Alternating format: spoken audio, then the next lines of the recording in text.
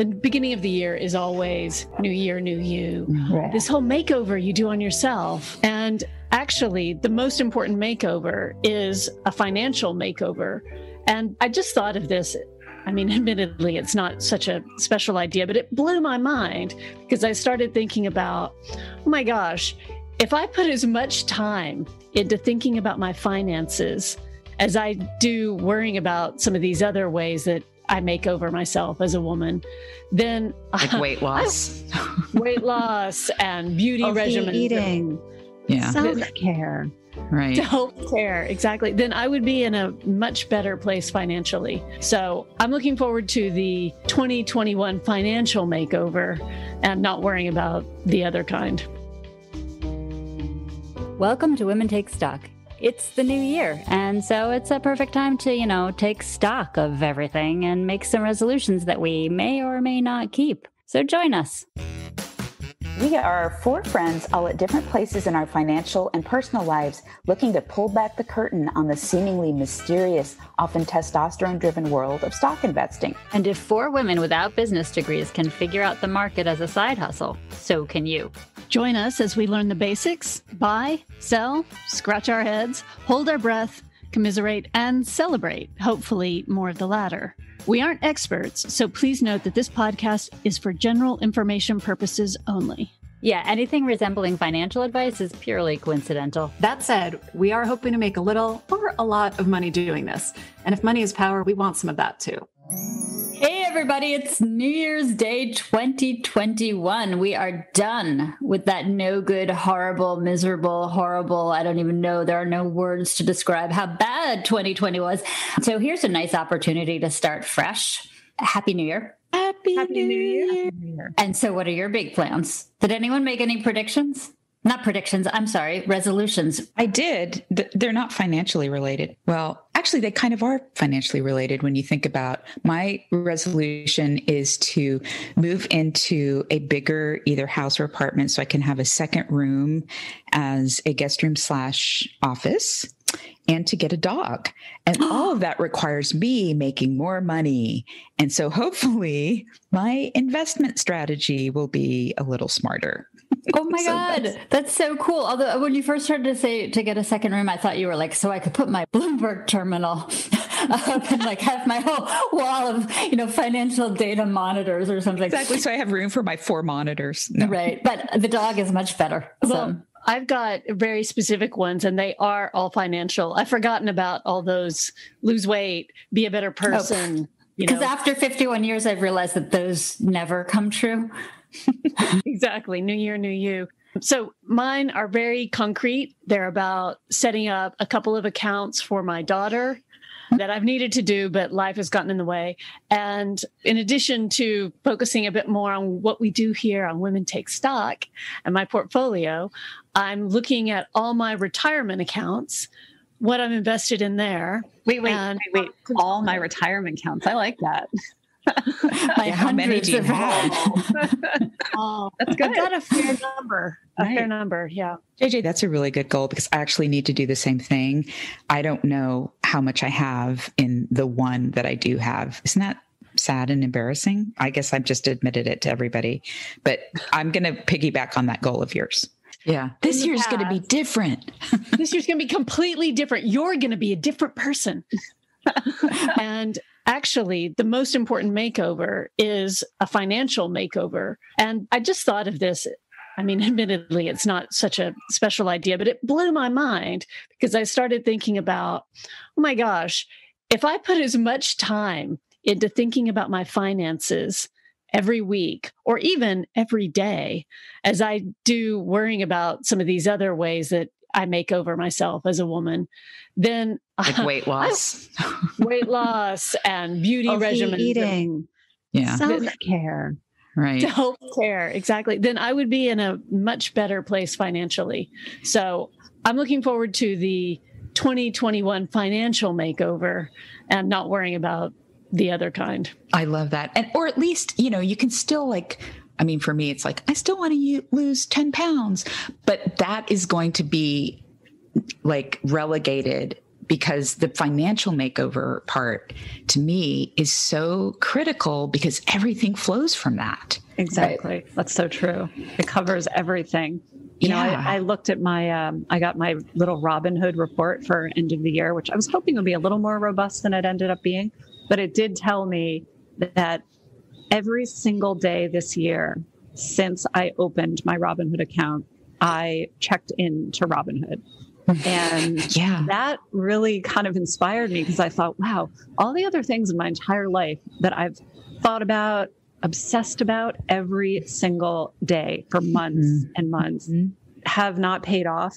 No pun intended. Figuratively and literally, like this has. And I felt really inspired that, wow, I really, put my nose to the grindstone. I really dedicated time and it made a difference for me. So I was pretty excited about that. I know. I feel like you could definitely do that. You can apply that kind of monitoring and focus to all areas of your life. But why do we not do that with our finances? Yeah. And the payoff is real. It's like, when you're in an exercise program or weight loss and this whole idea of monitor yourself, keep your calorie count, keep your exercise log. And the payoff for that is just like mental and emotional. Yeah. Well, also though, transferring over that kind of mindset, basically they say, if you fall off a diet, just get back on. It's more important to exercise a little bit every day rather than killing yourself 2 or 3 times a week if you want to see results.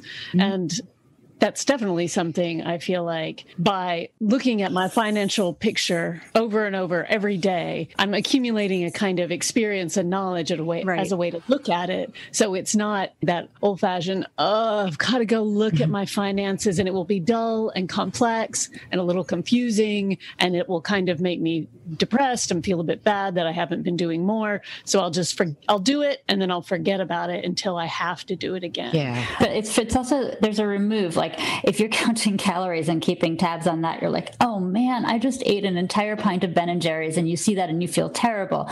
If you see one of your stocks go down, it's not a great feeling, but it doesn't feel like this is my fault. There's a little bit of a remove. Yeah. That's true. And when you give the bigger picture, and I guess it's a little bit the same with weight loss, if we're going to continue this weight loss analogy, like they tell you you fluctuate a few pounds over the month. That's normal. Like, now that there are certain, depending on the stock or the day or whatever, that things are going to fluctuate and that you don't immediately react, or like it goes down, you're like, but you're like, you know what? Based on the last month or year of this stock performing, I know it's probably going to go back up again. What's interesting too, talking again, the diet analogy, is how our society makes us feel all the headlines. And I'm guilty of this because I worked in women's magazines, which is like, lose weight and be your best self. And why are we not telling women be your best self if you weigh less? That's right. Really perverted. If there's less of you, you're better. Oh my gosh, that's so... It is. Okay. That's basically the message that you're being sent.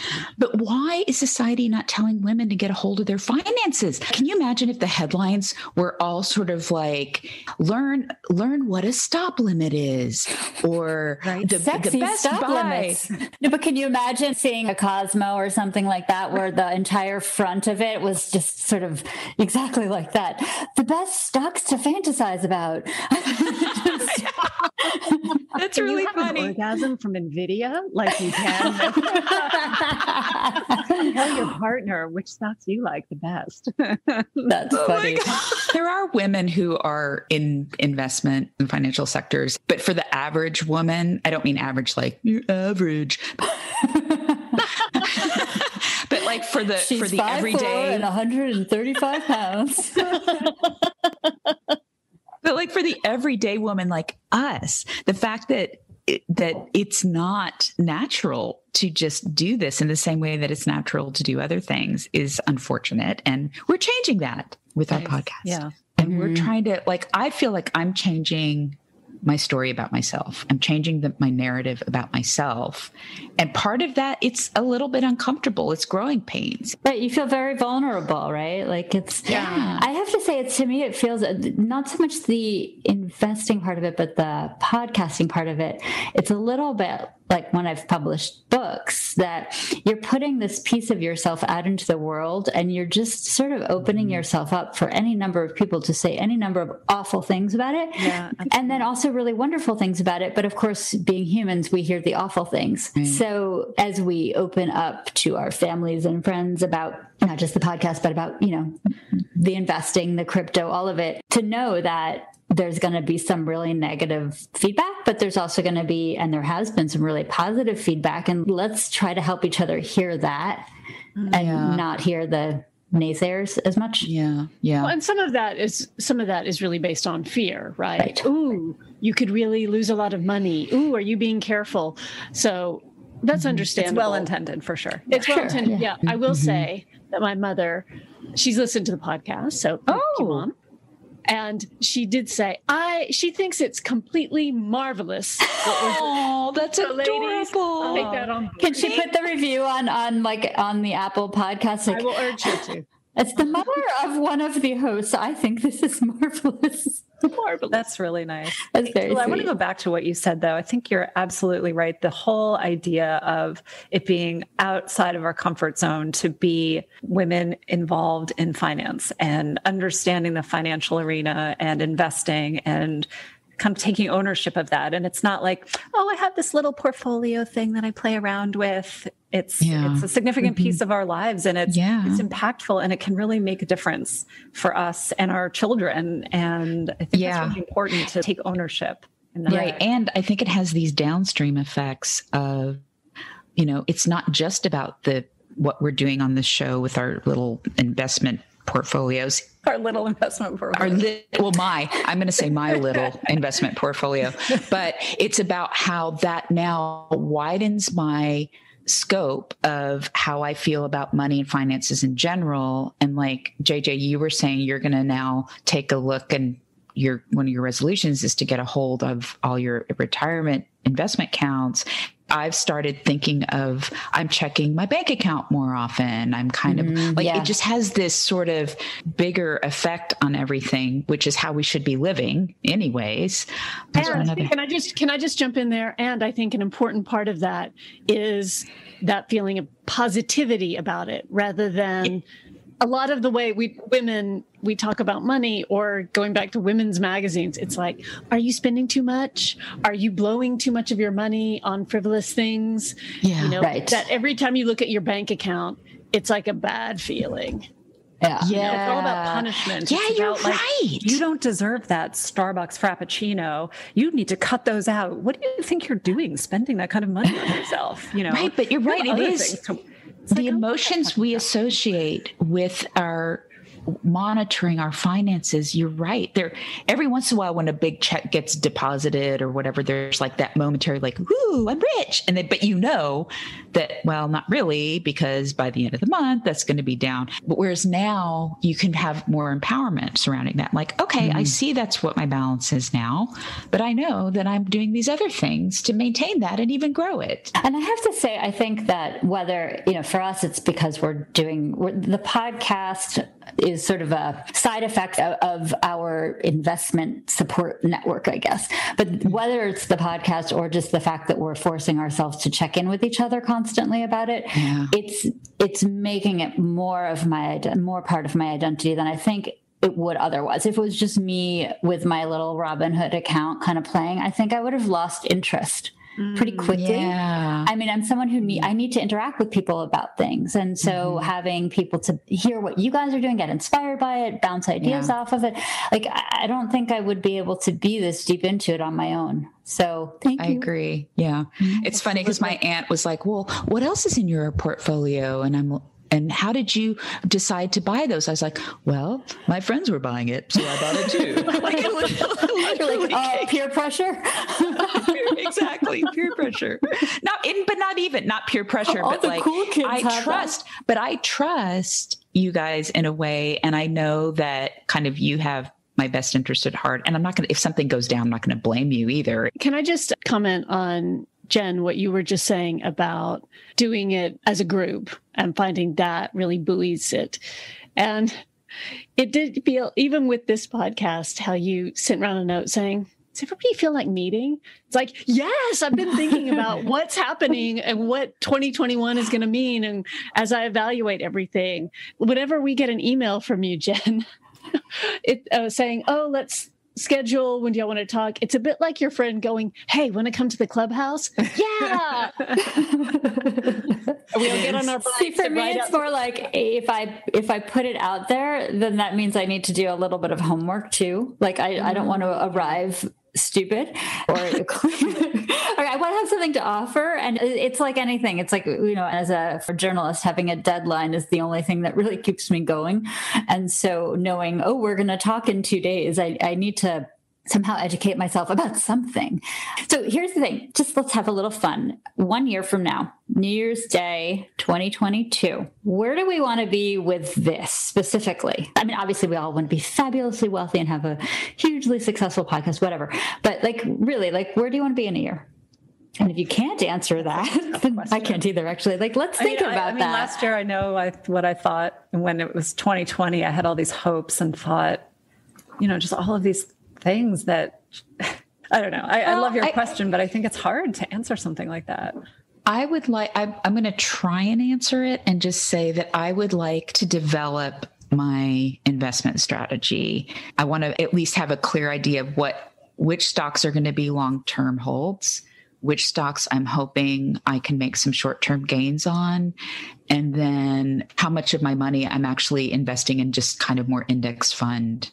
Would it be awesome if a year from now we really have a really solid handle on what we're talking about? I mean, Dana already is light years ahead of the three of us, but if we're all in a place where we can then go back to our first show and have a good chuckle about how ignorant we were, that'd be kind of cool. Yeah. But I would like to just have a little bit more of a handle on, the research I do is very maybe scattershot and surface. Yeah. I'll look at the performance of a company over the last several years, but I don't know enough to dig deeper. And I will see about getting us someone who can talk a little bit more about stock study guides. For me, JJ, my goals, I too have some debt. I haven't talked that much about that here, but I want to be debt free. I want to have a healthier, bigger portfolio that is providing reliable returns. Mm-hmm. I guess everybody wants that.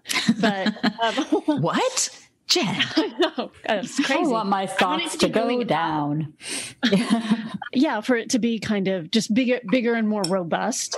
I think it is a little bit of this, a little bit of that right now. Mm-hmm. For my overall financial picture to be more a picture rather than a little bit of this, a little bit of that. A Rorschach test. Exactly. Right. And I'm looking forward to, with Women Take Stock, of us having, I don't know, maybe our books out. Our merch, t-shirts. Our merch is God, going about merch. Whatever.